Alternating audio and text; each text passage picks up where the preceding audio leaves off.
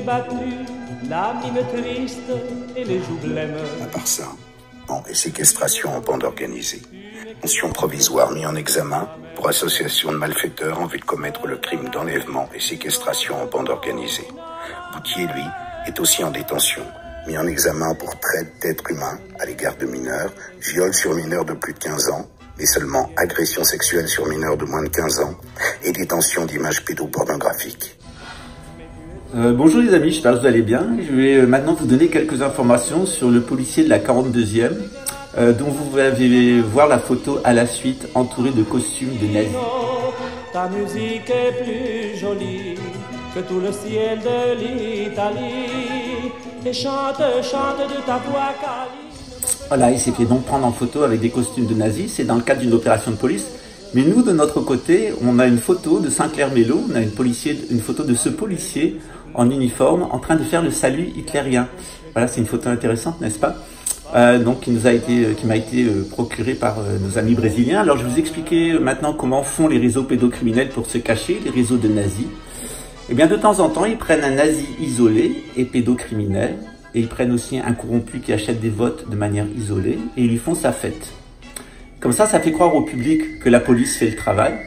Mais en réalité, la police ne fait pas son travail parce que les réseaux pédocriminels, les réseaux d'achat de votes, eh bien, ils sont protégés par certains policiers. Et dans le cas du policier que vous avez entendu de la police civile, qui est délégué de la 42e, qui est certainement le bureau de police le plus corrompu de Rio de Janeiro, vous êtes bien en face d'un pédocriminel, vous êtes bien face à quelqu'un qui est impliqué dans les achats de voix et le réseau de Saint-Clair-Mélot, sauf qu'il est là à contre-emploi.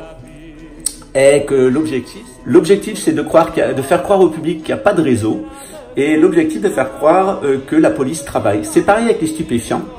Il est apparu à Luxembourg, il y avait des grosses affaires de police, il y avait des arrestations, etc. Jusqu'au moment où on s'est rendu compte que c'était le directeur des stupéfiants, Fernand Corr, qui était le plus gros trafiquant de drogue du pays.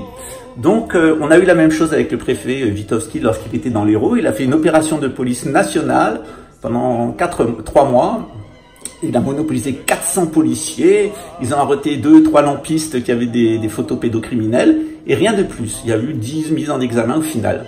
Sauf que depuis est tombée l'affaire Epstein et l'affaire Ghislaine Maxwell, et on est face à un énorme réseau pédocriminel. Donc au Brésil, il y a un réseau d'achat de votes, il y a un réseau de pédophiles, et il y a un réseau de nazis, et pour se protéger, il a mis comme délégué de la 42e un pédophile, quelqu'un qui est impliqué dans les réseaux de corruption, et quelqu'un qui est un nazi. D'ailleurs, il suffit très simplement d'avoir assez d'empathie, et puis d'investiguer sur cette personne, d'avoir les sources que j'ai, pour comprendre que si Raymond Witowski est en contact avec ce personnage, que j'ai jamais rencontré, je vous ai dit que la 42e était particulièrement corrompue, c'est parce que le chef de la 42e est un pédophile, est un nazi, et quelqu'un impliqué dans l'achat de votes aux côtés de Saint-Clair-Mélot. Le satanisme, c'est toujours l'inversion accusatoire. Et vous allez le voir dans tous les domaines, c'est le domaine de Satan. Il est écrit dans les évangiles et dans la Bible que Satan se fait toujours passer pour un ange de lumière et un prince de la justice. Et en réalité, si vous étiez nazi, si vous étiez membre d'un réseau pédophile et si vous étiez membre d'un réseau de corruption politique à l'extrême droite nationaliste, eh ben vous feriez exactement comme a fait le groupe de Saint-Clair-Mélot, c'est-à-dire placer un délégado de la 42e qui est pédophile, qui est nazi, qui est impliqué dans les réseaux de corruption, et vous allez le mettre là, eh bien, pour bloquer toutes les affaires qui sont inquiétantes et faire tomber des lampistes. Alors, quand ce personnage dit de moi qu'il est clair, que j'ai un profil criminel, etc., eh bien, je vais lui dire que c'est celui qui dit qu'il est. Donc, vous avez eu une démonstration de comment fonctionne la famille Witowski, comment fonctionne son avocat. Quand Raymond vous dit que je suis un voleur, il est un voleur. Quand le policier dit que je suis un criminel, il parle de lui-même. Et quand l'avocat dit qu'il va m'apprendre à respecter la loi, ben c'est peut-être lui qui devrait apprendre à la respecter, lui qui toute sa vie a aidé des groupes mafieux, des bandits, des criminels, des assassins et des pédophiles qui l'ont payé eh bien, à se tirer d'une condamnation judiciaire. C'est ce qu'on appelle l'inversion accusatoire et c'est le propre du satanisme. Então, isso nos faz entender que existe uma tendência criminosa nos seus comportamentos. So, Luiz, sabemos quem é você, sabemos por quem você trabalha, e Lula está voltando, e você irá prisão, porque temos uma foto de você fazendo uma coisa muito estranha com seu braço, com um uniforme muito estranho. E sabemos tudo do jeito que você recebe dinheiro e sua ligação com Sancler Melo e a quadrilha bolsonarista. Vou te falar, Bolsonaro, Luiz, vai tomar caju.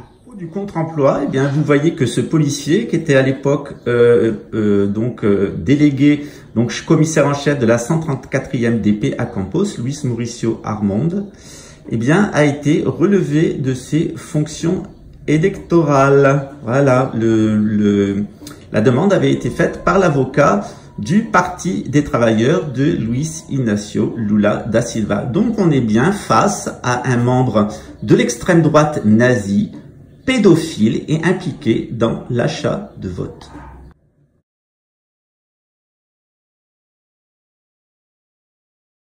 Voilà, inutile de vous faire un dessin. Donc le commissaire en chef que vous avez vu à la télévision qui me traite d'assassin est en réalité un policier corrompu, un pédophile et un nazi. Il a d'ailleurs été condamné dans le cadre de l'achat de vote il y a quelques années dans une commune pas loin de Rio de Janeiro. Il est un membre de l'extrême droite nazie. Nous avons des photos de lui en uniforme en train de faire le salut hitlérien.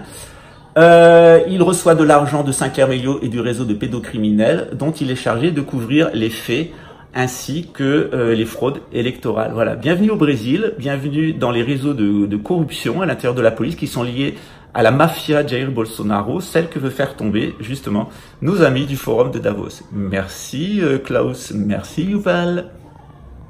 Les PD. Faut jamais essayer d'enculer un PD, ça finit toujours mal. Dans une autre affaire, que le commissaire en chef de la 42e, que vous avez vu sur la Globo, a été inculpé dans le cadre d'écoutes téléphoniques illégales de membres du Parti des travailleurs et qu'il a travaillé pour un homme politique particulièrement corrompu au Brésil et qu'il est lié non seulement à des hommes politiques corrompus, mais à la mafia et toute une bande de bandits qui m'ont volé mon restaurant et qui ont tenté maintenant de me voler le temple. Voilà, donc le policier de la 42e est un criminel, c'est un assassin, un voleur, un menteur, un pédophile, un nazi, et en montrant sa gueule vérolée à la Globo, je pense qu'il a maintenant compris ce qui va lui arriver après la venue au pouvoir du président Lula. Voilà, c'était bien essayer de m'assassiner, du con, le pourri, le nazi, le pédophile, mais maintenant, eh bien, tu as compris que quand on s'attaque à un PD, c'est le meilleur moyen de se faire enculer. Voilà. Les amis, je comprends votre colère, je comprends votre haine, mais de grâce, méfiez-vous du cynisme, méfiez-vous des solutions hâtives. Oh, bien sûr, je vois bien ce qui vous plaît dans le nazisme. D'ailleurs, qui pourrait vous jeter la pierre? Moi-même, parfois, il m'arrive de me fâcher. Mais êtes-vous sûr qu'il n'y a pas d'autre solution? Êtes-vous sûr que les enfants que vous étiez ont rêvé d'un monde comme celui-là? Je suis sûr qu'il y a encore un peu de ces enfants en vous. Et c'est à eux que je m'adresse. Et je voudrais leur poser une question. Une simple question.